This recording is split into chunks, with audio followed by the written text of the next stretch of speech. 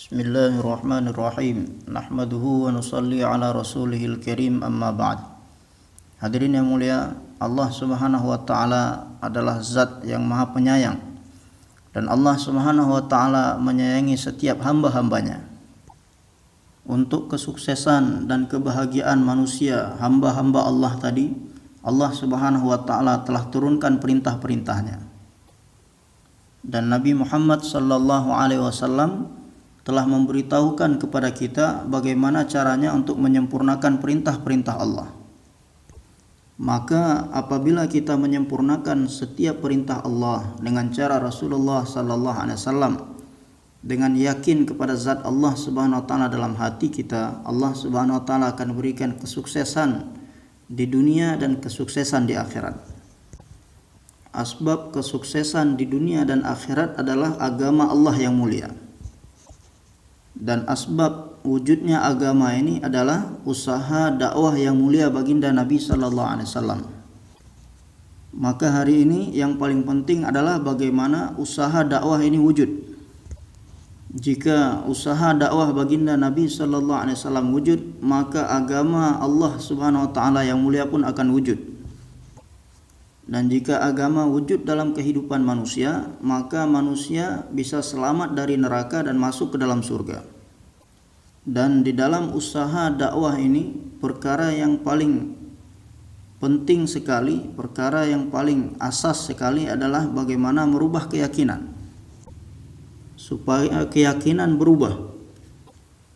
Yakin terhadap makhluk ini supaya keluar dari dalam hati, dan yakin hanya satu zat, hanya kepada satu zat Allah Subhanahu wa taala masuk ke dalam hati. Yakin terhadap harta dan kebendaan ini keluar dari dalam hati kita, dan masuk yakin terhadap amal-amal Nabi ke dalam hati kita. Maka asas yang paling utama adalah merubah keyakinan. Dan asbab yang paling besar untuk merubah keyakinan itu adalah kalimah yang mulia dan dakwah kepada kalimah yang mulia tersebut. Bagaimana kita bawa kalimah ini kepada manusia, dan kita ajak manusia untuk menyampaikan kalimah ini kepada orang lain lagi, dengan niat untuk memasukkan kalimah ini ke dalam hati kita sendiri. Bicara kebesaran Allah Subhanahu wa taala. Hanya Allah Subhanahu wa taala yang memelihara kita, tidak ada yang memelihara kita selain Allah. Hanya Allah Subhanahu wa taala saja yang menjaga kita, tidak ada yang menjaga kita selain Allah. Dialah zat yang menghilangkan sakit dari seorang yang menderita penyakit. Dialah yang menghilangkan kesedihan dari orang yang sedang bersedih. Dan dialah zat yang mendengarkan doa orang yang terzalimi. Dan dialah zat yang menolong orang-orang yang lemah. Dan dialah teman dalam kesendirian. Dan Allah Subhanahu wa taala begitu dekat sekali, yang tidak jauh dari siapapun. Jika ada dua orang, maka Allah Subhanahu wa taala adalah yang ketiga dari mereka. Allah Subhanahu wa taala yang maha dekat, tidak jauh dari siapapun, dan Allah Subhanahu wa taala itu yang menang, tidak ada satupun yang bisa mengalahkannya. Dan Allah Subhanahu wa taala yang maha memelihara. Di dalam pemeliharaannya Allah Subhanahu wa taala tidak bergantung, tidak terikat kepada benda dan asbab apapun. Seluruh makhluk berhajat bergantung kepada Allah Subhanahu wa taala, sedangkan Allah tidak berhajat pada siapapun. Tidak ada sekutu pada zat dan sifatnya. Allah Subhanahu wa taala yang Maha Esa di dalam zat dan sifatnya. Dan tidak ada yang semisal dengan Allah Subhanahu wa taala, dan tidak ada yang kedua selain Allah Subhanahu wa taala. Dia yang Maha Esa, dia sendiri. Dan dia satu. Apa yang dia inginkan maka akan terjadi dengan kudratnya, dengan kekuasaannya. Dan dalam kekuasaannya Allah Subhanahu wa taala tidak terikat kepada makhluk manapun. Maka kebesaran, keagungan dan kehebatan Allah Subhanahu wa taala ini kita bicarakan sebanyak-banyaknya, kita dengarkan sebanyak-banyaknya, sehingga hati kita yang mati bisa menjadi hidup kembali. dan kita sampaikan perkara ini kepada manusia, dan kita siapkan manusia yang lain untuk menyampaikan perkara ini kepada orang lain. Dan keagungan dan kehebatan Allah Subhanahu wa taala ini tidak bertepi, dan kebesaran Allah tidak terbatas. Bagaimana Allah Subhanahu wa taala menjelaskan kepada hamba-hambanya di dalam Al-Quran dengan cara yang begitu bagus, menjelaskan tentang kekuasaannya, kebesarannya. Jika seandainya seluruh ranting pohon-pohon dunia ini diraut menjadi pena, dan seluruh samudra yang ada di atas dunia ini dijadikan tinta, kemudian berapa banyak makhluk, seluruh malaikat, seluruh jin, seluruh manusia, seluruh makhluk mulai menulis keagungan, kebesaran, dan kehebatan, kemahasempurnaannya Allah Subhanahu wa taala, maka akan habis umur seluruh makhluk tadi, dan penanya pun akan patah, dan samudra yang dijadikan tinta tadi pun akan habis, sedangkan kebesaran Allah belum lagi habis ditulis. Maka kebesaran Allah Subhanahu wa taala ini tidak ada batasnya. Bagaimana kita niat untuk memasukkan kebesaran Allah ini ke dalam hati kita, sambil kita bicarakan kebesaran Allah Subhanahu wa taala. Hanya Allah Subhanahu wa taala yang Khalik. Selain Allah, selain itu semua adalah makhluk. Hanya Allah saja Malik. Selain itu semua adalah mamluk. Dan hanya Allah saja yang Razik. Selebihnya selain itu adalah marzuk. Hanya satu saja zat yang pemberi rezeki, selebihnya adalah yang menerima rezeki. Dan hanya zat Allah Subhanahu wa taala yang kaya, selebihnya semua adalah miskin dan berhajat. Seluruh raja-raja yang ada di atas dunia ini, semua orang yang taat, yang melakukan amal ibadah apapun, semuanya meminta, berdoa kepada Allah karena semuanya berhajat. Sedangkan Allah tidak berhajat kepada siapapun. Tidak ada sekutu pada zat dan sifatnya. Dia sendiri di dalam sifat dan zatnya. Tidak ada yang menyerupai Allah Subhanahu wa taala, tidak ada yang kedua dari Allah Subhanahu wa taala. Dia hanya sendiri. Dia berbuat segala sesuatu yang dia inginkan dengan kekuasaannya. Maka bagaimana kebesaran dan kehebatan Allah Subhanahu wa taala ini kita bicarakan dan dengarkan sebanyak-banyaknya, sehingga membangunkan hati kita yang sedang tidur. Dan pembicaraan ini kita sampaikan kepada orang-orang, dan kita siapkan orang-orang untuk menyampaikan pembicaraan ini lagi. Maka kita bicarakan kebesaran Allah Subhanahu wa taala dengan niat untuk memasukkannya dalam hati kita. Kemudian kita dakwahkan kepada manusia bahwasanya segala sesuatu yang datang dari makhluk itu pada hakikatnya datang dari Allah Subhanahu wa taala, hanya dari Allah. Setiap sesuatu yang keluar dari makhluk yang nampak oleh mata kita itu bukan berasal dari makhluk tersebut, tidak ada kaitan sedikit pun dengan makhluk tersebut ataupun dengan benda-benda, akan tetapi kaitannya langsung dengan zat Allah Subhanahu wa taala, dengan kudrat Allah. Jadi ada yakin karena melihat, menyaksikan dengan mata, ada yakin dengan berita-berita gaib. Jadi iman itu bukanlah yakin disebabkan menyaksikan dengan mata, melihat dengan mata, itu bukan iman.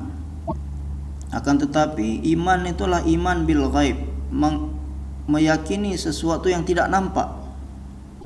Setiap berita gaib yang disampaikan oleh Allah dan Rasulnya, bagaimana kita yakin kepada berita tersebut. Inilah yang disebut dengan iman. Karena yang nampak oleh mata manusia itu lain, dan yang diberitakan oleh Allah dan Rasulnya lain. Bagaimana kita mengingkari apa yang nampak oleh mata manusia, dan kita mengikrarkan setiap apa yang disampaikan oleh berita gaib.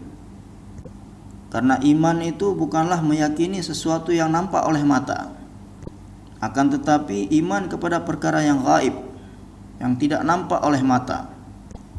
Ketika melihat kuburan, maka mata zahir manusia ini mengatakan bahwasanya kuburan ini adalah tumpukan tanah. Sedangkan berita gaib mengatakan bahwasanya kuburan ini adalah merupakan salah satu taman dari taman-taman surga ataupun salah satu lembah dari lembah-lembah neraka. Maka mata manusia tidak akan melihat kuburan itu sebagai salah satu taman dari taman-taman surga. Yang memberitahukan perkara ini adalah berita gaib. Bagaimana berita-berita gaib, setiap berita-berita gaib tadi masuk ke dalam hati kita. Yakin terhadap setiap berita yang gaib tadi masuk ke dalam hati kita. Karena iman itu bukanlah yakin kepada sesuatu yang nampak oleh mata zahir. Dan mata kita ini mengatakan bahwasanya kita sudah capek lelah bekerja di sawah. Kita telah membajak tanah, kemudian mengairi sawah, menanam benih, menanam biji-bijian. Kemudian datanglah panen. Maka mata kita mengatakan bahwasanya hasil panen ini adalah dari tanah, dari bumi. Sedangkan berita gaib Allah Subhanahu wa taala sampaikan dalam Al-Qur'an bahwasanya apakah sawah dan tumbuh-tumbuhan tadi kalian yang menumbuhkan atau kami yang menumbuhkan? Maka siapa yang menumbuhkan tumbuh-tumbuhan tadi? Siapa yang menumbuhkan sawah tadi? Allah Subhanahu wa taala. Sedangkan mata kita, yang nampak oleh mata kita bahwasanya tumbuhan tadi keluar dari tanah. Maka bagaimana kita iman kepada perkara yang gaib? Jadi yang disebut dengan iman itu adalah mempercayai setiap perkataan Allah Subhanahu wa taala atas dasar keyakinan di dalam hati. Kemudian mempercayai setiap apa yang diucapkan oleh Nabi sallallahu alaihi wasallam atas dasar ketaatan kepada beliau, yakin kepada beliau. Dan yakin di dalam hati kita, inilah yang disebut dengan iman. Maka segala sesuatu yang datang dari makhluk yang nampak oleh mata kita itu pada hakikatnya datang dari Allah Subhanahu wa taala. Jadi dua keyakinan ini saling bertabrakan, yakin dengan apa yang nampak oleh mata dan yakin terhadap perkara berita-berita gaib. Maka bagaimana supaya yakin terhadap berita gaib tadi masuk ke dalam hati? Yang mana satu sama lain saling bertentangan. Apa yang disampaikan oleh berita gaib tadi senantiasa bertentangan dengan apa yang dilihat oleh mata manusia dan apa yang masuk ke dalam akal pikiran manusia. Berita yang gaib mengatakan bahwasanya segala sesuatu diciptakan oleh Allah. Yang menciptakan segala sesuatu adalah Allah. Yang menciptakan keadaan dan suasana adalah Allah. Hanya Allah saja yang maha menciptakan segala sesuatu dan benda-benda, dan hanya Allah saja yang menciptakan keadaan. Dan siapa saja mengikrarkan perkara ini dan memahami perkara ini seperti itu, maka Allah Subhanahu wa taala langsung yang akan memelihara orang tersebut dengan kudratnya. Dan segala sesuatu yang tercipta ini tercipta dengan kekuasaan yang menciptakan. Dan setiap yang tercipta tadi dia tidak bisa buat apapun tanpa kehendak Allah, tanpa izin Allah, tanpa izin yang menciptakannya. Sedangkan yang menciptakan itu bisa berbuat segala-galanya tanpa yang diciptakan. Yakin seperti ini bagaimana masuk dalam hati kita? Allah Subhanahu wa taala yang telah menciptakan makhluk ini dengan kekuasaannya, dan seluruh makhluk tadi berada dalam kekuasaannya. Jadi apa yang diinginkan oleh makhluk tadi tidak akan terjadi. Apa yang terjadi pada makhluk tadi adalah apa yang dikehendaki oleh yang menciptakannya. Bagaimana setiap berita yang gaib ini yakin terhadap itu semua masuk dalam hati kita. Jadi berita-berita gaib tadi tidak bisa dijangkau oleh mata dan akal manusia. Allah Subhanahu wa taala dan Rasulnya menyampaikan perkara gaib ini kepada hamba-hambanya. Sehat dan sakit ini datang dari Allah Subhanahu wa taala. Rasa takut dan rasa aman ini datang dari Allah. Sukses ataupun gagal ini semua ada dalam genggaman Allah. Dalam keadaan sakit, maka manusia bisa merasakan sakit, kesakitan. Akan tetapi berita gaib memberitahukan bahwasanya setiap rasa sakit yang dirasakan oleh seorang yang sakit tadi, maka ketika dia mengeluarkan suara itu sama dengan tasbih. Kemudian ketika seorang ini berteriak karena kesakitan, maka sama dengan dia mengucapkan la ilaha illallah. Dan setiap nafas yang dihembuskan oleh orang sakit tadi merupakan sedekah. Dan berbaringnya orang sakit di atas tempat tidurnya ini adalah ibadah. Dan ketika orang sakit tadi membalikkan badannya, maka membalikkan badan orang sakit ini seolah-olah dia ini berjihad di jalan Allah. Dan Allah Subhanahu wa taala perintahkan kepada malaikat supaya menuliskan pahala amal kebaikan lebih banyak dan lebih besar lagi di dalam catatan kebaikannya, walaupun dia tidak bisa buat amal karena sakit tadi, lebih baik daripada sewaktu dia sehat. Dan ketika seorang tadi sembuh dari sakitnya, dia mulai berjalan, maka seolah-olah dia ini berjalan sebagaimana seperti dia baru saja dilahirkan. Allah Subhanahu wa taala bersihkan dia dari dosa-dosa. Inilah berita gaib yang disampaikan. Maka bagaimana yakin terhadap setiap berita yang gaib tadi masuk dalam diri kita. Jadi Allah Subhanahu wa taala letakkan kekuatan yang begitu besar dalam perkara yang hak. Karena hak ini tidak nampak. Jadi perkara yang hak ini bisa disampaikan, bisa dibicarakan, akan tetapi tidak bisa dilihat oleh mata manusia. Maka iman bil ghaib, surga ini perkara yang hak, perkara yang benar. Karena Allah dan Rasulnya telah menyampaikan kepada kita berita gaib mengenai surga, maka kita mesti yakin terhadap apa yang disampaikan. Kita beriman kepada perkara tersebut, bahwasanya surga itu adalah hak, surga itu benar. Akan tetapi kita tidak diperlihatkan surga saat ini. Jadi surga itu disampaikan akan tapi tidak diperlihatkan.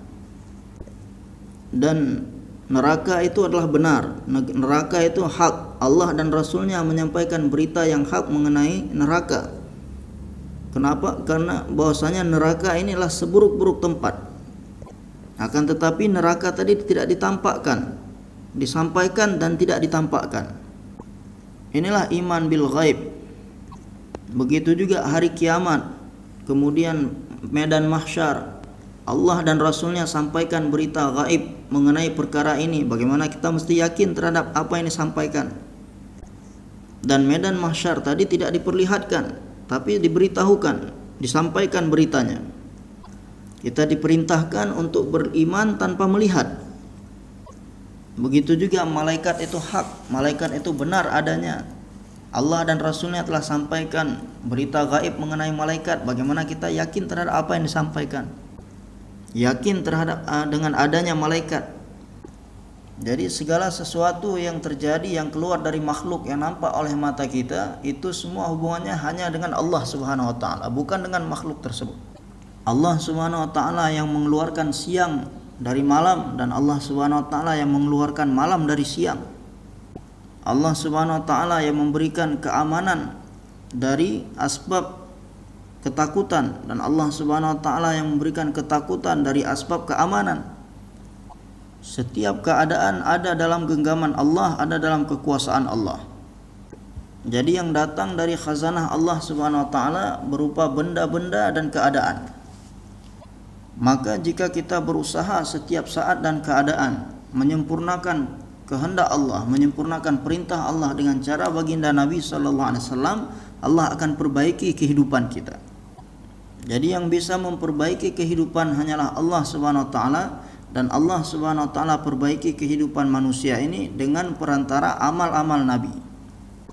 Supaya di dalam hati kita ini masuk keyakinan bahwasanya kebahagiaan dan kesuksesan itu akan kita dapatkan dengan mengerjakan amal-amal. Dan kebahagiaan dan kesuksesan itu tidak kita dapatkan dari mal ataupun asbab. Dan berapa banyak asbab-asbab yang ada di atas muka bumi ini yang nampak oleh mata kita, semua Allah Subhanahu wa taala ciptakan untuk menguji kita. Jadi Allah ciptakan semua asbab tadi bukan untuk menenangkan hati kita. Allah ciptakan amal-amal Nabi sallallahu alaihi wasallam untuk menenangkan hati kita. Sedangkan yang nampak oleh mata kita, jika kita punya banyak harta, maka kita akan mendapatkan kebahagiaan yang banyak. Kalau harta kita sedikit, maka kita akan dapatkan kebahagiaan sedikit. Kalau titel kita tinggi, maka kita akan dapatkan kebahagiaan yang banyak. Kalau titel kita sedikit, maka kita akan dapatkan kebahagiaan sedikit. Apabila kita punya kekuasaan besar, maka kita akan dapatkan kebahagiaan besar. Kalau kekuasaan kita sedikit, kita akan dapatkan kebahagiaan sedikit. Inilah yang nampak oleh mata kita. Sedangkan berita gaib memberitahukan kita bahwasanya seluruh kebahagiaan ada dalam genggaman Allah, kekuasaan Allah.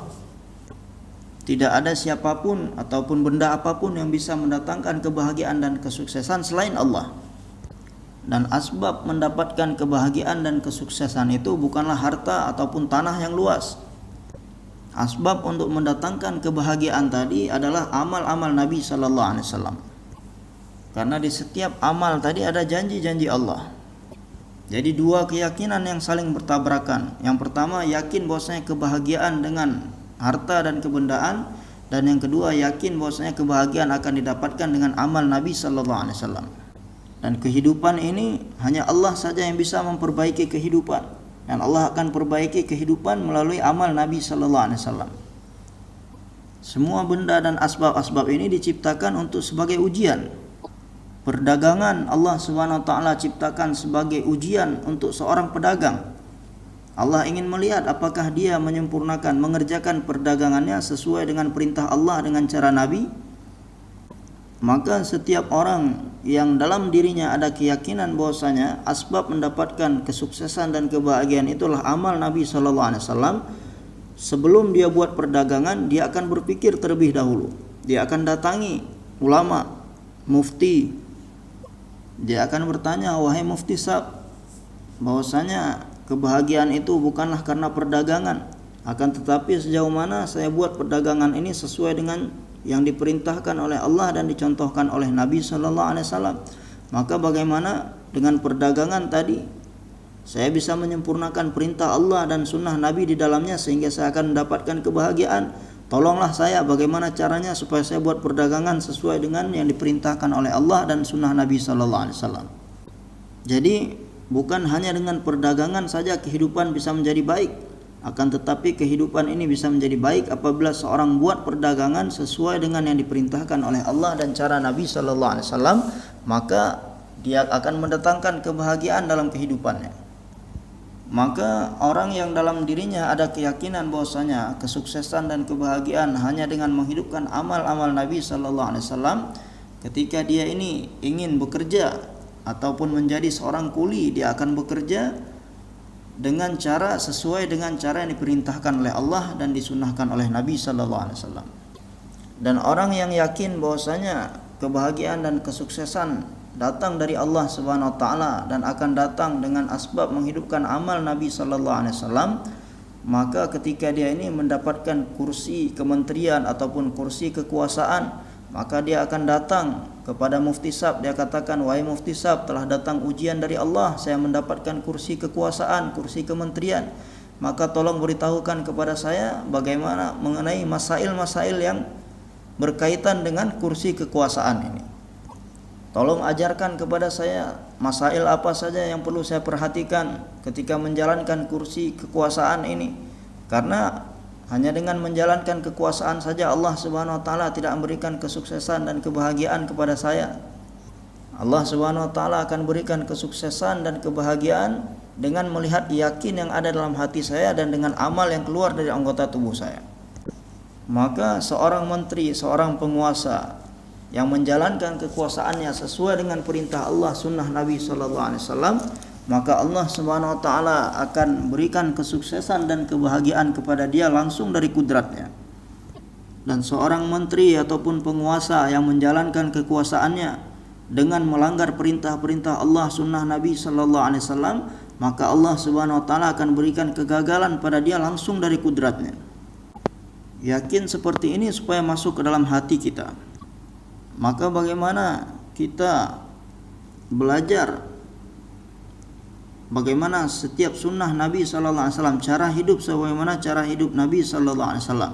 Kemudian kita belajar yakin bahwasanya kebahagiaan itu, kesuksesan itu ada dalam menjalankan kehidupan sebagaimana yang dicontohkan oleh Nabi sallallahu alaihi wasallam.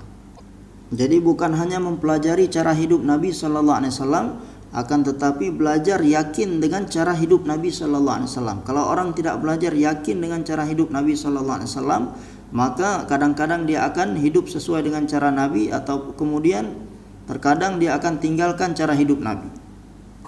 Sedangkan orang yang belajar supaya dia ini yakin terhadap cara hidup Nabi sallallahu alaihi wasallam, maka dia akan berusaha setiap apa yang dia kerjakan sesuai dengan perintah Allah dan cara Nabi sallallahu alaihi wasallam. Maka ketika telah datang yakin tadi, dia akan beramal sebanyak-banyaknya. Kemudian dengan amal yang dikerjakan tadi akan mendatangkan rahmat Allah, keridhaan Allah. Maka yang menjadikan kehidupan ini menjadi baik bukanlah harta ataupun orang-orang yang memiliki harta. Akan tetapi yang menjadikan kehidupan kita ini baik adalah menyempurnakan segala perintah Allah dengan cara yang dicontohkan oleh Nabi sallallahu alaihi wasallam. Dan kehidupan ini bukan menjadi baik karena emas ataupun perak ataupun orang-orang yang memiliki emas ataupun perak, ataupun dengan pabrik-pabrik ataupun dengan orang-orang pemilik pabrik. Jadi yang memperbaiki kehidupan hanyalah Allah Subhanahu wa taala. Allah akan perbaiki kehidupan dengan asbab amal Nabi sallallahu alaihi wasallam. Maka bagaimana kita berusaha menafikan setiap asbab dan kebendaan yang nampak oleh mata kita. Maka Allah Subhanahu wa taala berikan pada kita satu usaha, dengan usaha tersebut bisa merubah keyakinan kita. Dan dengan usaha tersebut bisa membetulkan cara kita dalam beramal. Kemudian dengan usaha tadi bisa memperbaiki niat kita dan memperbaiki akhlak kita sebagaimana akhlak Nabi sallallahu alaihi wasallam. Maka di dalam usaha ini perkara yang paling asas itu adalah bagaimana merubah keyakinan.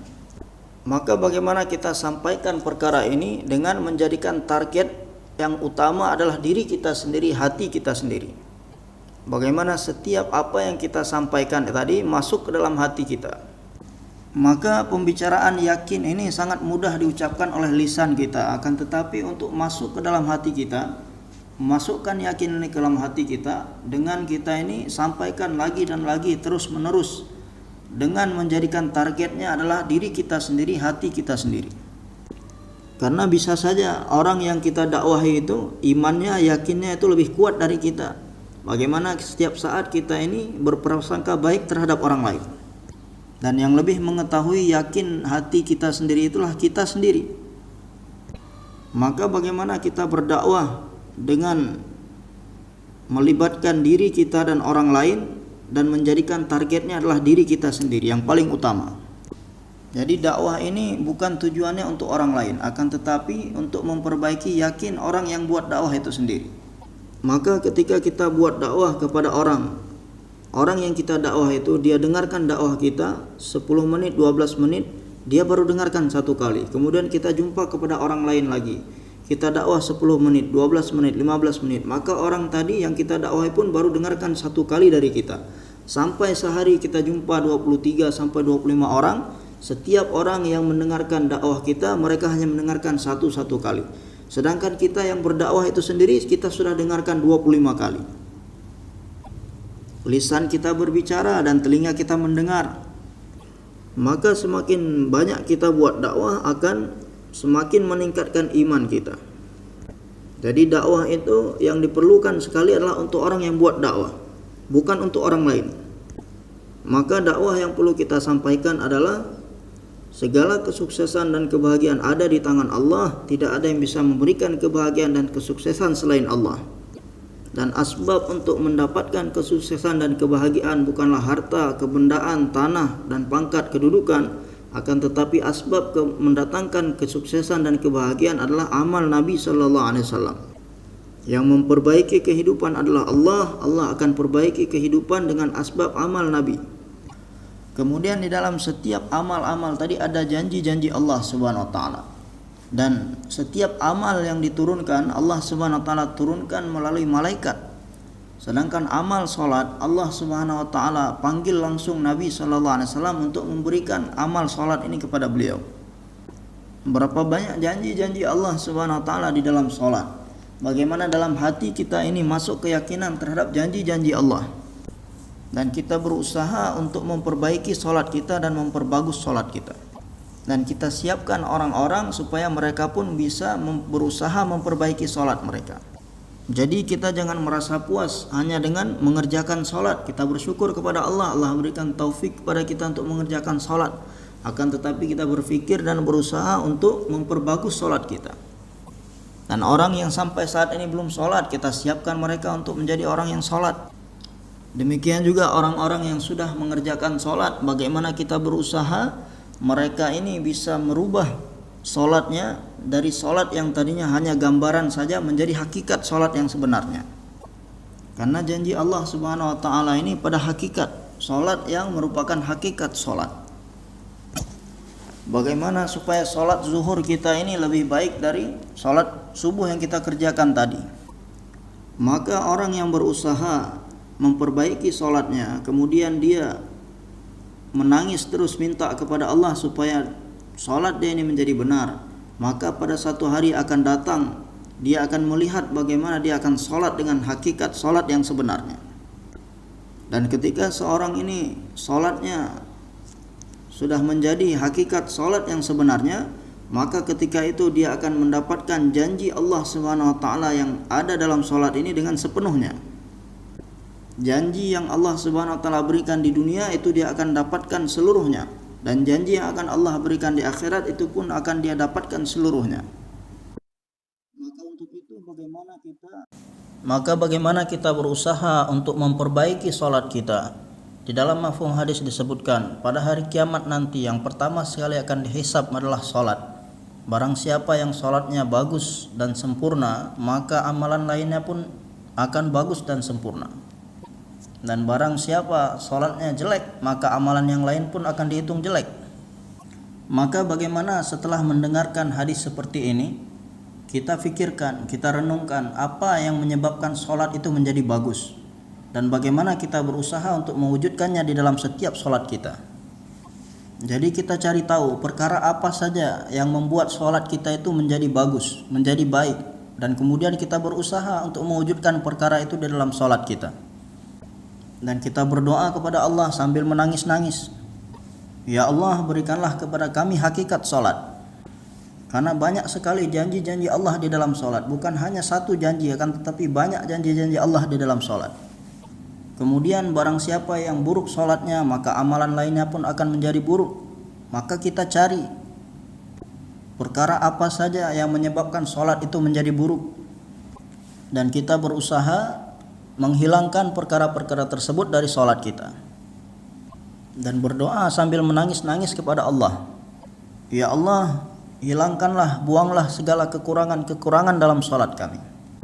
Apabila salat kita sudah menjadi hakikat salat yang sesungguhnya, maka kita akan bisa mengambil langsung pertolongan Allah Subhanahu wa taala.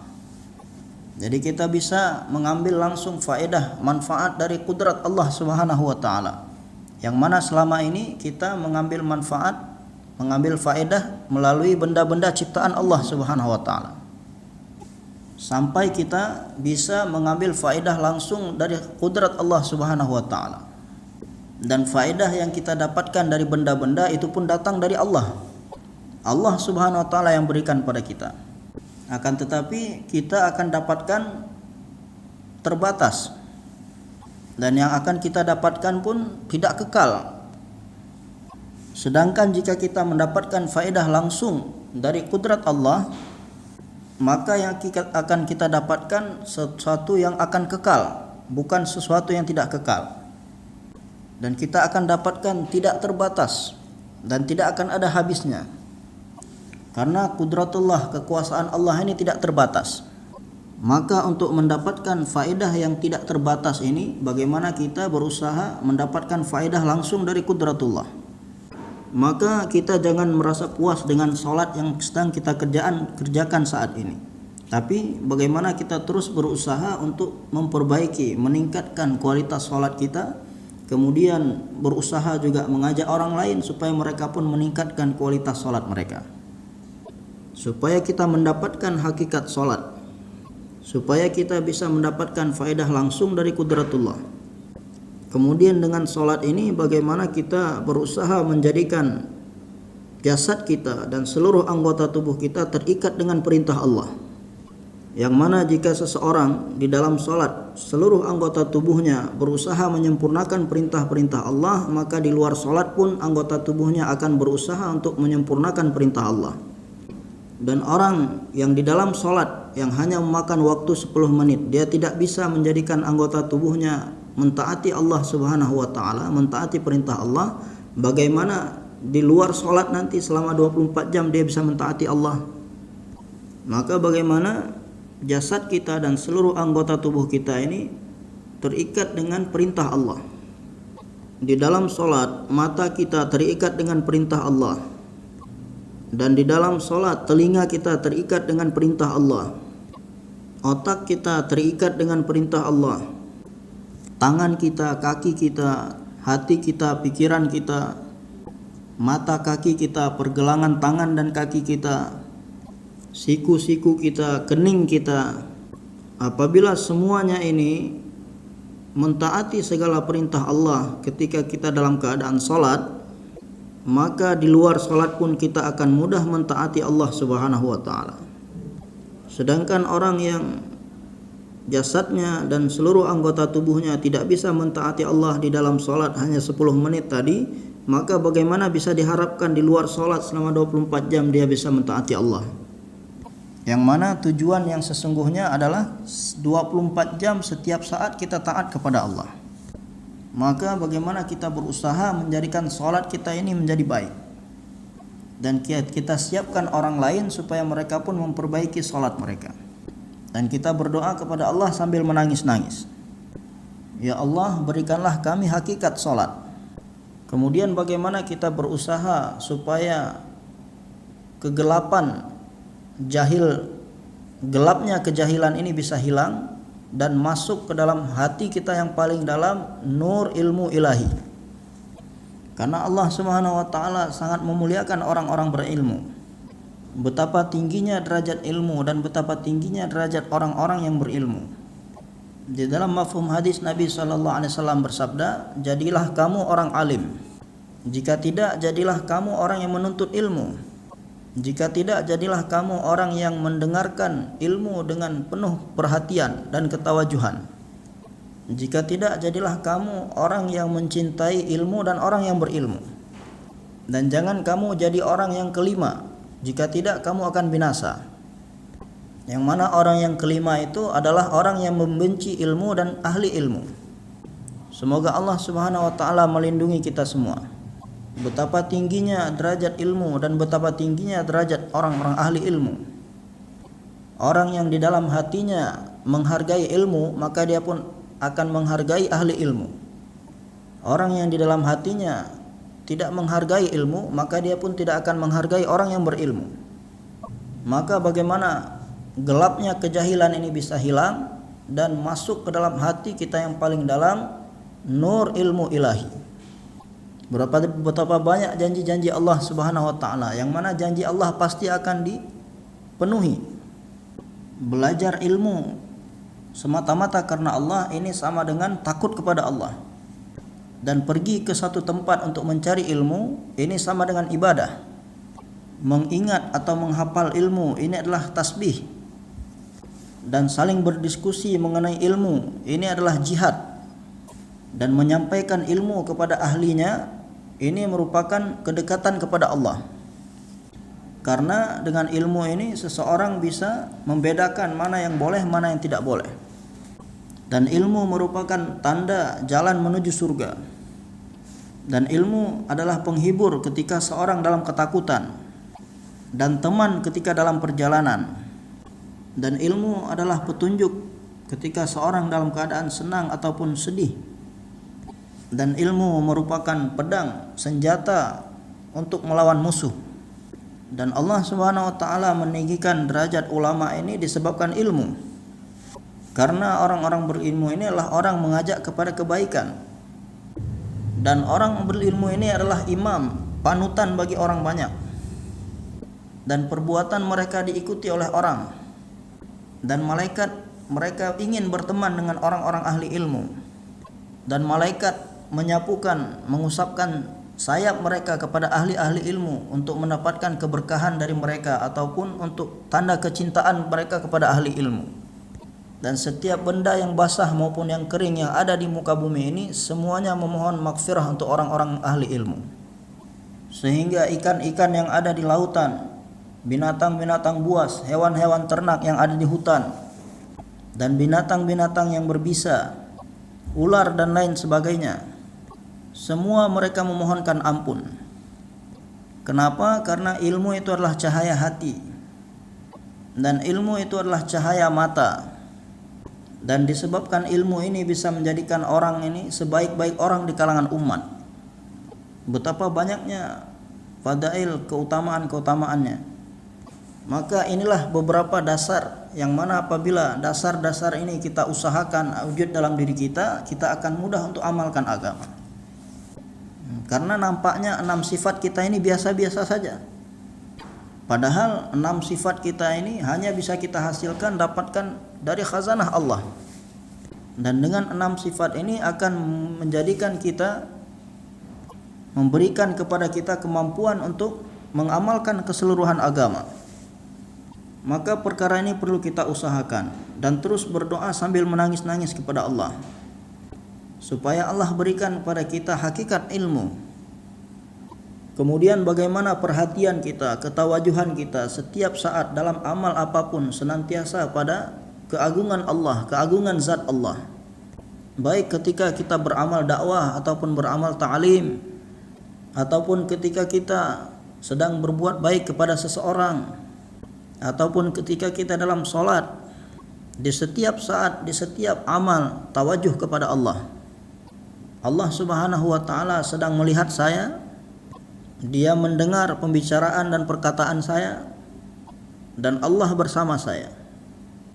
Dan apabila kita berusaha mendatangkan tawajuh di dalam zikir kita saat kita sedang berzikir, sehingga kita berzikir dengan penuh ketawajuhan, maka di setiap amal kita pun akan bertawajuh kepada Allah. Maka untuk itu zikir 300 pagi, 300 petang ini sekurang-kurangnya. Semoga Allah Subhanahu wa taala berikan taufik kepada kita supaya ada peningkatan di dalamnya.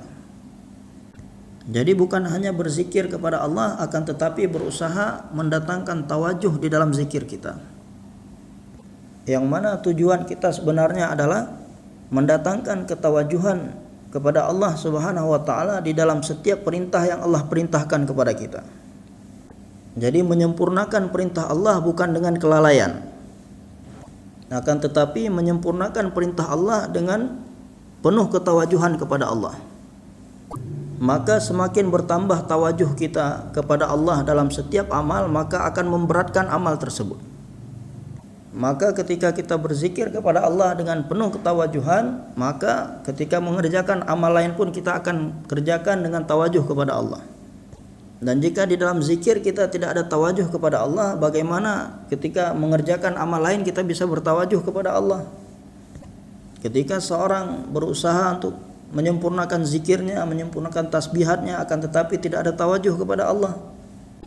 Kadang berzikir sambil dia di sawah ladangnya, berzikir sambil dia berada di tengah-tengah anak istrinya, keluarganya. Kadang sedang zikir yang dia pikirkan adalah bisnisnya, perdagangannya, tokonya. Jika sedang berzikir seorang tidak bisa mengingat Allah, maka bagaimana ketika dalam berdagang dia bisa mengingat Allah? Ketika di sawah ladangnya dia bisa mengingat Allah. Karena tujuan kita sesungguhnya adalah bagaimana perhatian kita senantiasa kepada zat Allah, kepada keagungan Allah. Tawajuh kita setiap saat kepada Allah. Sahabat-sahabat radhiyallahu anhum ajma'in, salah satu kelebihan mereka adalah tawajuh mereka, perhatian mereka setiap saat hanya kepada zat Allah, kepada kudrat Allah, dan hubungan mereka yang kuat kepada Allah, sehingga jual belinya mereka ini tidak melalaikan mereka dari mengingat Allah. Yang mana tempat yang paling lalai, manusia lalai itu ketika di pasar. Tapi bagaimana ketawajuhan mereka kepada Allah di tempat seperti itu, jual beli mereka tidak melalaikan mereka dari mengingat Allah. Maka apabila di dalam zikir kita sudah tawajuh kepada Allah, maka dalam amal lain pun kita akan tawajuh kepada Allah. Dan betapa banyak kelebihan-kelebihan, keutamaan-keutamaan untuk orang-orang yang berzikir kepada Allah. Dalam satu riwayat disebutkan bahwasanya Allah Subhanahu wa taala berfirman, orang-orang yang mengingatku, berzikir kepadaku itu adalah keluargaku, orang-orang khususku. Aku tidak akan menjauhkan mereka dari rahmatku. Jika mereka bertaubat dari dosa-dosa mereka, aku akan mencintai mereka. Dan jika mereka tidak bertaubat dari dosa-dosa mereka, aku akan menjadi tabib bagi mereka. Aku akan berikan kepada mereka kesusahan, dan dengan sebab itu aku akan sucikan mereka dari dosa-dosa. Bagaimana kasih sayang Allah Subhanahu wa taala kepada orang yang berzikir. Dan orang-orang yang berkumpul untuk mengingat Allah, berzikir kepada Allah, maksud mereka, tujuan mereka hanya untuk mendapatkan keridhaan Allah, maka malaikat akan mengumumkan kepada mereka dari langit bahwasanya kalian telah diampuni dan dosa-dosa kalian telah diganti dengan kebaikan-kebaikan. Maka Allah Subhanahu wa taala sangat memuliakan orang-orang yang berzikir kepada Allah dan menyempurnakan setiap perintah-perintah Allah. Ini merupakan zikir. Jadi mencari tahu apa perintah Allah Subhanahu wa taala saat ini kepada saya yang harus saya sempurnakan. Maka menyempurnakan perintah Allah seperti ini merupakan zikir. Maka kita sendiri berusaha seperti ini dan menyiapkan orang-orang lain pun untuk buat usaha yang sama seperti ini. Dan berdoa kepada Allah sambil menangis-nangis. Ya Allah, berikanlah kepada kami hakikat zikrullah. Maka 6 perkara ini bukan hanya sekadar dibicarakan oleh lisan kita, diucapkan oleh lisan kita. Akan tetapi bagaimana sifat-sifat ini supaya wujud dalam diri kita. Dan kita berusaha untuk mewujudkan sifat-sifat ini di dalam setiap diri umat. Kemudian setelah itu, dengan siapapun kita bergaul dengan mereka sesuai dengan akhlak Nabi SAW. Kita berbuat baik kepada orang lain sebagaimana Nabi SAW.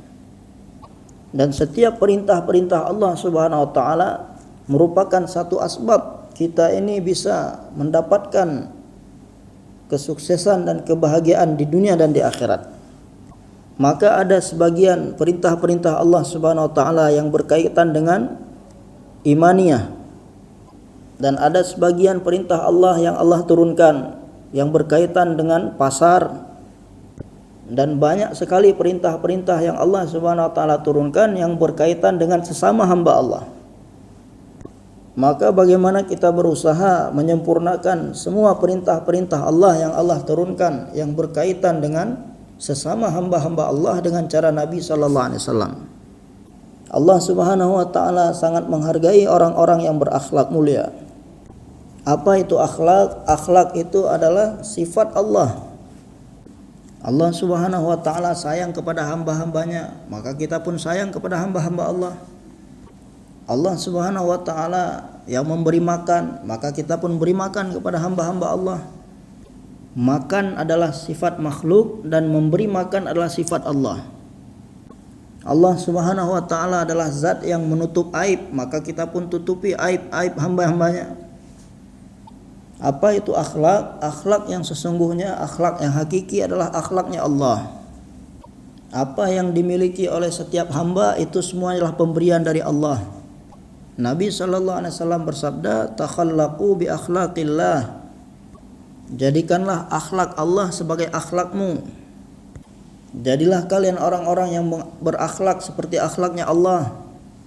Allah Subhanahu wa taala menyayangi hamba-hambanya, kita pun sayang kepada hamba-hamba Allah. Allah Subhanahu wa taala Maha Pemaaf, kita pun maafkan hamba-hamba Allah. Maka apabila kita berusaha menyempurnakan perintah Allah, semua perintah Allah yang berkaitan dengan hamba-hamba Allah, maka selain mendapatkan kesuksesan dan kebahagiaan yang besar di akhirat nanti, Allah akan berikan kepada kita di atas dunia ini suasana yang suci. Dan asbab bersatunya hati ini merupakan perintah-perintah Allah Subhanahu wa taala, merupakan asbab bersatunya hati manusia. Apabila semua perintah Allah yang berkaitan dengan hamba-hamba Allah ini disempurnakan, maka akan wujud muasyarah yang suci. Di dalam satu rumah ada orang besar, ada yang kecil. Maka apabila yang besar ini menyempurnakan perintah Allah Subhanahu wa taala yang diperintahkan kepadanya mengenai yang kecil, anak-anak kecil, maka anak kecil pun akan menjadi senang. Demikian juga sebaliknya, yang kecil kepada yang besar. Jadi semua perintah Allah tadi merupakan asbab bersatunya hati, menyatukan hati. Yang kecil diperintahkan supaya beradab kepada yang besar. Jadi ketika yang kecil tadi dia diperintahkan untuk beradab kepada yang besar, dia sempurnakan perintah tadi, dia beradab kepada yang besar, maka yang besar pun dia menginginkan supaya yang kecil beradab kepada dia. Jadi anak kecil yang mengamalkan agama tadi menjadikan asbab kebahagiaan bagi yang besar. Begitu juga yang besar tadi diperintahkan supaya menyayangi yang kecil. Maka apabila yang besar tadi menyempurnakan perintah Allah, dia menyayangi yang kecil daripada dia. Dengan dia mengamalkan perintah Allah tadi menjadikan yang kecil tadi senang. Maka yang besar mengamalkan agama tadi menjadikan asbab yang kecil mendapatkan kesenangan. Demikian juga penguasa, pemerintah yang mengamalkan agama menjadikan asbab bahagianya rakyat kecil. Demikian juga sebaliknya, rakyat kecil yang mengamalkan agama menjadikan kebahagiaan bagi penguasa ataupun pemerintah.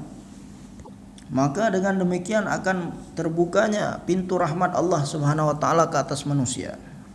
Karena penguasa yang dia menyempurnakan perintah Allah Subhanahu wa taala, maka dia akan berpikir, jika di dalam kekuasaanku ini ada seekor anjing saja yang mati kelaparan ataupun kehausan, aku akan ditanya nanti pada hari kiamat. Kalau dia punya fikir seperti ini kepada hewan, kepada binatang, maka dia pun akan lebih lagi memikirkan manusia.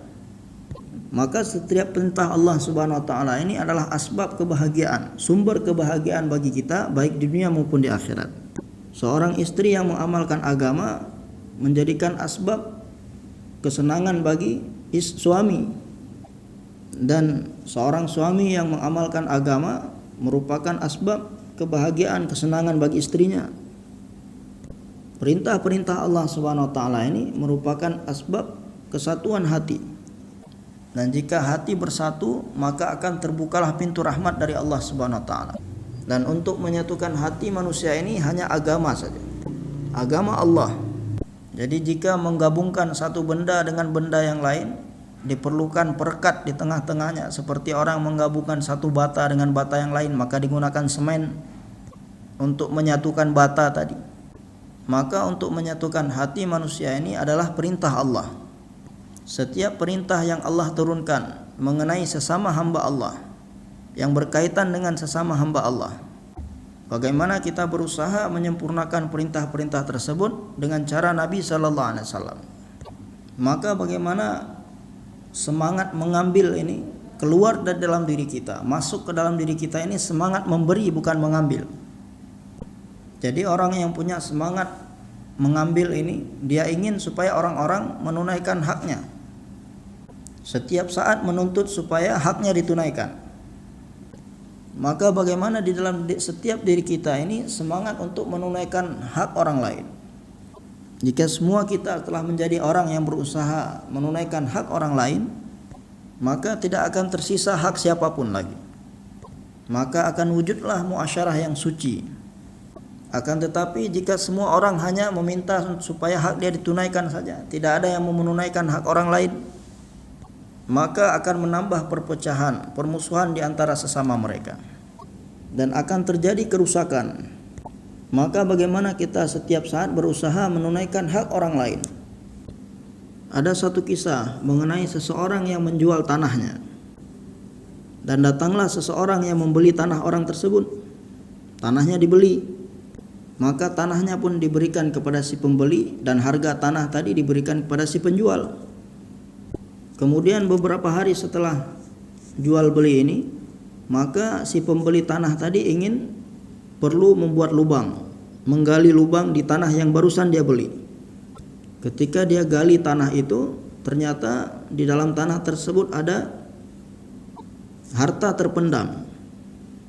Dan orang yang membeli tanah tadi di dalam dirinya adalah semangat untuk memberi, bukan mengambil. Maka dia pun berpikir bahwasanya saya membeli tanah dari si fulan, yang saya beli hanya tanahnya, sedangkan yang ada di dalam tanah ini bukan hak saya, bukan milik saya. Maka yang ada, harta yang ada di dalam tanah ini bukan hak saya, maka saya harus mengembalikan kepada si penjual karena inilah miliknya.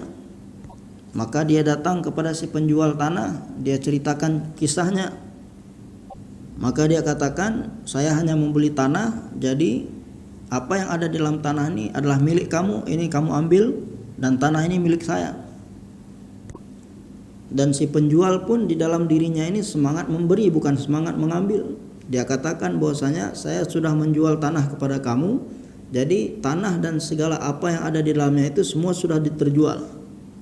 Baik isinya tanah ataupun gudang ataupun harta yang banyak di dalamnya itu saya tidak ada hubungan lagi karena tanahnya sudah saya jual.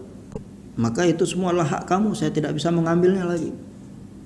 Maka terjadi keributan di antara mereka bukan karena semangat ingin mengambil, akan tapi karena ingin memberi. Si penjual ingin memberikan kepada si pembeli ingin mengembalikan kepada si penjual. Maka bagaimana jalan keluarnya? Kita bawa masalah kita ini kepada qadi, kepada hakim. Kita bawa harta ini di hadapan qadi, nanti dia yang putuskan kepada siapa dia akan berikan harta ini. Dan qadinya pun orang yang taat kepada Allah. Maka qadinya pun mengatakan bahwasanya sekarang permasalahannya sudah jelas. Sekarang siapa di antara kalian yang punya anak perempuan? Maka salah seorang dari mereka mengatakan saya punya anak perempuan. Dan yang lain mengatakan saya punya anak laki-laki. Maka karena mereka punya anak laki-laki dan perempuan masing-masing, qadinya mengatakan kalian nikahkan anak kalian dan berikan harta ini kepada anak kalian. Maka kejadian seperti ini akan terjadi apabila dalam setiap diri manusia ini semangat untuk memberi bukan mengambil. Maka bagaimana semangat memberi ini semakin bertambah dalam diri kita, dan semangat memberi semakin bertambah dalam diri kita, dan semangat untuk mengambil ini hilang dari dalam diri kita. Maka dengan demikian akan wujud muasyarah yang suci selagi kita masih hidup di dunia, dan di akhirat nanti kita akan dapatkan kebahagiaan dan kesuksesan yang besar. Maka kita perlu buat usaha seperti ini, dan kita berdoa sambil menangis-nangis kepada Allah. Kemudian setiap amal yang kita kerjakan, hendaknya keinginan kita dari amal tersebut hanya menginginkan keridhaan Allah Subhanahu wa taala, supaya Allah ridha kepada kita. Baik amal yang kita kerjakan itu amal dakwah, ta'lim, zikir ataupun salat ataupun berbuat baik kepada orang lain. Amal yang dikerjakan semata-mata untuk mencari ridha Allah, Allah Subhanahu wa taala sangat menyukai amal tersebut. Dan Allah Subhanahu wa taala akan menerima amal tersebut. Tidak cukup hanya dengan beramal, tapi bagaimana Allah Subhanahu wa taala suka dengan amal kita. Jika Allah Subhanahu wa taala suka kepada amal kita, maka Allah telah ridha kepada kita. Jika Allah ridha kepada kita, kita telah mendapatkan segala-galanya. Dan jika orang tidak mendapatkan Allah, maka dia tidak mendapatkan apapun. Maka kita pun perlu buat usaha seperti ini, mengusahakan perkara ini, dan menyiapkan orang lain supaya mereka pun mengusahakan perkara ini. Dan berdoa kepada Allah sambil menangis-nangis. Bagaimana supaya Allah Subhanahu wa taala menambahkan cahaya ikhlas di dalam hati kita.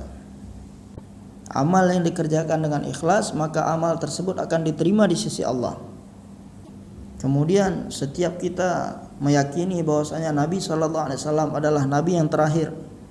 Maka karena beliau ini adalah Nabi yang terakhir, maka kerja dan usaha baginda Nabi SAW ini telah dipindahkan kepada umatnya. Betapa kasih sayangnya Allah Subhanahu wa taala kepada umat ini.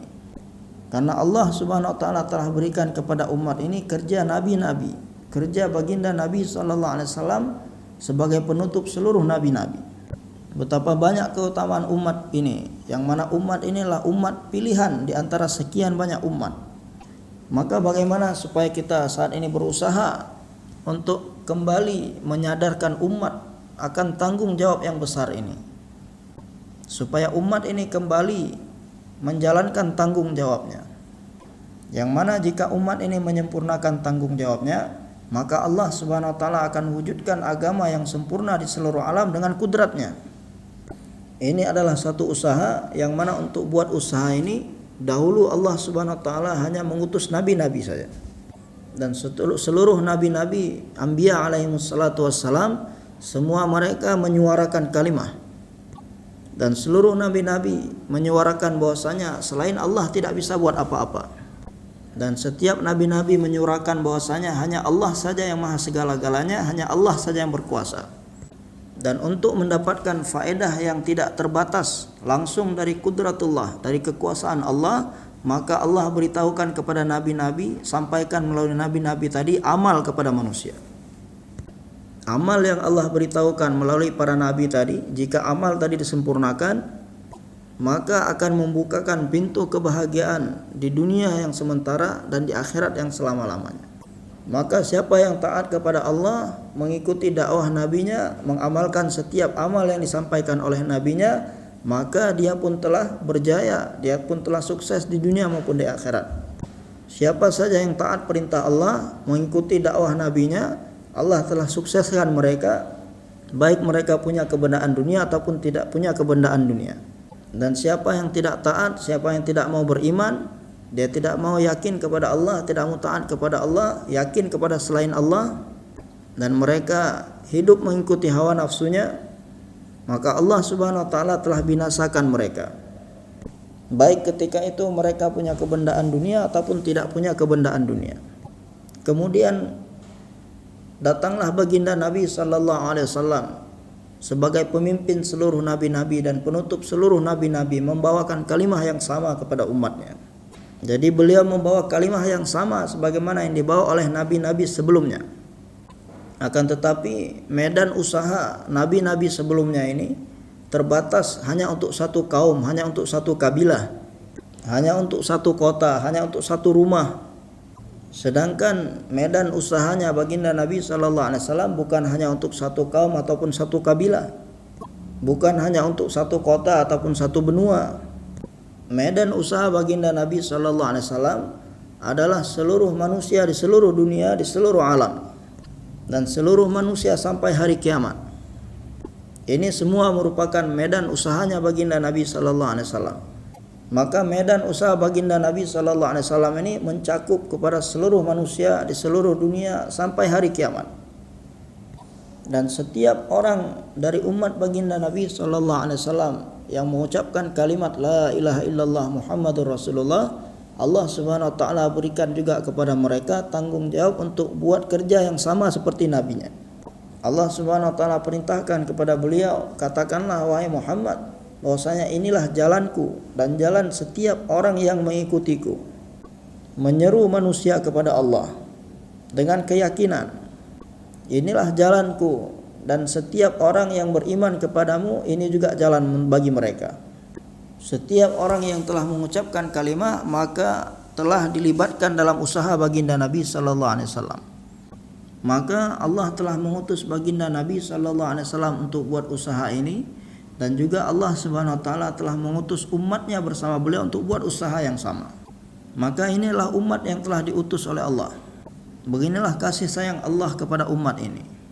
Maka hari ini bagaimana kita berusaha, setiap orang yang telah mengucapkan kalimah, setiap umat baginda Nabi sallallahu alaihi wasallam, mereka bisa buat usaha Nabi sallallahu alaihi wasallam, supaya setiap mereka menjadikan usaha Nabi sebagai usaha mereka, kerja Nabi sebagai kerja mereka. Maka bagaimana umat ini kembali kepada maksud yang sesungguhnya mereka yang diutus oleh Allah. Maka dengan menyempurnakan tanggung jawab ini merupakan asbab bagaimana kita mendapatkan faedah langsung dari khazanah Allah. Maka ini merupakan satu tanggung jawab. Bagaimana jika kita merasa bertanggung jawab untuk menjalankan usaha ini, maka kita pun akan merasa bertanggung jawab kepada hal-hal lainnya. Jika satu orang dia merasa bertanggung jawab kepada satu kota, maka pertolongan Allah pun akan sebatas apa yang dia niatkan. Allah akan berikan sesuai dengan apa yang dia niatkan. Dan jika seseorang merasa bertanggung jawab untuk satu negeri, satu negara, maka pertolongan Allah pun yang akan datang pun akan sama. Pertolongan Allah kepada satu negeri kepada dia. Dan jika seorang merasa bertanggung jawab untuk seluruh alam, maka pertolongan Allah seluruh alam pun akan datang kepadanya. Maka pertolongan Allah akan Allah turunkan sebesar mana tanggung jawab seseorang. Dan seorang yang menyempurnakan tanggung jawabnya dengan niat untuk seluruh alam dan untuk seluruh manusia sampai hari kiamat, maka pertolongan Allah pun akan datang kepadanya untuk seluruh manusia di seluruh alam sampai hari kiamat. Demikian juga kepahaman yang akan Allah berikan kepada seseorang itu sesuai dengan sebesar mana tanggung jawabnya. Jika dia merasa bertanggung jawab kepada seluruh alam, Allah akan berikan kepadanya kepahaman untuk seluruh alam. walaupun dia hanya bisa pergi ke tempat yang bisa dia tempuh. Dan di tempat mana-mana yang tidak bisa dia tempuh sendiri, dia akan siapkan orang lain untuk menempuh perjalanan selanjutnya. Allah akan berikan kepahaman kepada dia seperti ini. Maka kemuliaan yang Allah berikan kepada umat ini betapa besarnya, begitu tingginya, sehingga umat ini merupakan umat yang terbaik dibandingkan umat lainnya. Maka bagaimana seluruh umat ini bisa menjadikan usaha Nabi sallallahu alaihi wasallam sebagai usaha mereka, menjadikan kerja Nabi sebagai kerja mereka. Betapa beruntungnya seseorang yang dia tidak mau mengorbankan tanggung jawab ini, kerja ini untuk perkara dunia apapun. Orang yang menjadikan seluruh takaza-takazanya mengikuti takaza dakwah, takaza agama. Dan takaza agama, takaza dakwah ini tidak boleh diikutkan dengan takaza kita lainnya. Jika keperluan kita harus dikorbankan, kita akan korbankan keperluan kita. Akan tetapi usaha agama ini tidak boleh dikorbankan untuk takaza yang lainnya. Maka orang yang menjadikan usaha ini sebagai usaha dia adalah orang yang menjadikan kerja ini sebagai selimutnya dan alasnya, yang tidak akan pernah mengorbankan takaza agama ini, kerja agama ini untuk takaza lainnya, disebabkan takaza lainnya. Jadi ada usaha untuk mengumpulkan dan mendapatkan harta, dan ada usaha untuk memasukkan Allah ke dalam hati manusia. Dan jika dua usaha ini saling bertabrakan, maka usaha untuk mendapatkan harta dan uang ini akan dikorbankan, tidak sebaliknya. Dan bagaimana di setiap bidang kehidupan manusia ini, hidup cara Nabi sallallahu alaihi wasallam, sunnah Nabi sallallahu alaihi wasallam. Jika usaha ini dibuat dengan cara Nabi sallallahu alaihi wasallam, maka setiap perintah Allah ini akan wujud di setiap bagian dari kehidupan manusia. Dan jika usaha ini dibuat dengan pengorbanan sebagaimana para sahabat radhiyallahu anhum buat usaha ini, maka akan terbuka pintu rahmat Allah Subhanahu wa taala dan akan membuka pintu pertolongan Allah Subhanahu wa taala. Bagaimana usaha ini telah dijalankan oleh para sahabat di zaman mereka dengan penuh pengorbanan. Bagaimana di zaman sahabat radhiyallahu anhum ajmain, kemana saja mereka diperintahkan, dengan siapa saja, dalam waktu berapa saja, dalam keadaan apapun, maka mereka pun akan tinggalkan segala kesibukan mereka dan mereka berangkat di jalan Allah. Beginilah usaha ini telah dijalankan oleh sahabat di zaman mereka dengan penuh pengorbanan. Maka kelebihan sahabat dahulu adalah mereka mengorbankan segala takaza-takaza jika datang takaza agama. Maka alangkah beruntungnya orang-orang yang senantiasa berusaha mengorbankan segalanya, bagaimana supaya kalimat Allah ini tinggi di mana-mana dan kalimat kufur ini jatuh di mana-mana. Seluruh manusia di seluruh dunia selamat dari neraka, masuk ke dalam surga. Maka bagaimana supaya agama ini wujud dalam diri kita dan seluruh manusia di seluruh dunia? Maka untuk itu kita perlu buat usaha dengan cara Nabi sallallahu alaihi wasallam. Bagaimana di dalam usaha Nabi sallallahu alaihi wasallam ini wujud cara Nabi sallallahu alaihi wasallam. Demikian juga sunnah Nabi sallallahu alaihi wasallam ini wujud di dalam setiap bagian dari kehidupan manusia. Maka untuk itu keluar di jalan Allah sejauh mungkin, selama mungkin. Dan ketika kita sedang berada di makami kita pun fikir bagaimana supaya kampung kita ini menjadi teladan, menjadi contoh sebagaimana kampung Madinah Munawwarah di zaman Nabi sallallahu alaihi wasallam, dan masjid kita menjadi sebagaimana Masjid Nabawi di zaman baginda Nabi sallallahu alaihi wasallam. Amal yang pernah ada di Masjid Nabawi di siang hari di zaman Nabi sallallahu alaihi wasallam, amal yang sama pun wujud di masjid kita di siang hari. Demikian juga amal yang pernah wujud di malam hari di Masjid Nabi sallallahu alaihi wasallam di zaman Nabi sallallahu alaihi wasallam, itu pun bisa wujud di masjid kita. Bukan hanya di masjid kita, bahkan seluruh masjid yang ada di seluruh dunia bisa wujud amal sebagaimana di Masjid Nabi sallallahu alaihi wasallam. Baik itu amal ketika siang hari ataupun malam hari. Berapa banyak orang yang tinggal di kampung kita, apapun profesi mereka, maka semua mereka juga sebagai umat Nabi sallallahu alaihi wasallam, mereka pun telah diutus sebagai umat. Kerja Nabi bagaimana supaya menjadi kerja mereka, usaha Nabi supaya menjadi usaha mereka. Bagaimana setiap orang yang ada di kampung-kampung tadi menjadikan usaha Nabi sebagai usaha mereka. Kemudian setelah mereka menggunakan waktu mereka untuk dakwah dan buat usaha Nabi sallallahu alaihi wasallam, setelah itu mereka pun boleh bekerja, mereka pun boleh berusaha, mereka pun boleh berdagang, karena semuanya itu adalah bagian dari kehidupan, supaya mereka pun bisa menghidupkan perintah Allah dan sunnah Nabi sallallahu alaihi wasallam di tempat pekerjaan mereka masing-masing. Maka bagaimana kita diminta supaya buat usaha ini, meluangkan waktu kita, keluar 40 hari, 4 bulan, 7 bulan, 1 tahun. Kemudian bagaimana kita diminta juga supaya menjadikan usaha ini sebagai maksud hidup kita. Maka semua kita bersedia insyaAllah menjadikan usaha ini sebagai maksud hidup kita. Semoga Allah subhanahu wa ta'ala menerima niat dan azam kita semua.